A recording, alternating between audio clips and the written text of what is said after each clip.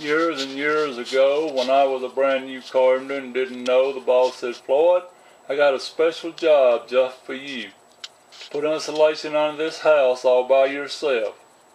Now that seemed like a big responsibility to me for a brand new carpenter who didn't know, and I was kind of proud he could depend on me. Later on, when I came out, an older carpenter looked at me and grinned and said, "Floyd, what you been doing under that house?" Now I should have suspected something then, but I just scratched a little and went back in. Years later, and I'd done caught on, and somebody'd say, "Floyd, what you doing under that house?" I'd say, "Just struggling to make a living, just struggling on." Many years later, and I'd finished my degree, I got me a job teaching carpentry, or so I thought.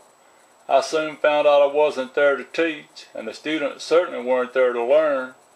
So when somebody'd ask, "Floyd, what you doing now?" I'd say, "Struggling to make a living, just struggling on." I took all I could of that and had to get out and got me a job in a factory. And by now you'd think I'd learned not to expect anything. But it's not easy to let go when you're heading for the drain.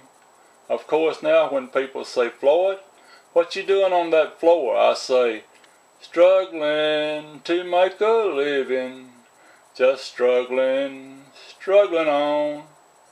When I've lost the rest of my mind and done been put away, sooner or later somebody's bound to ask, "Floyd, what you been doing today?"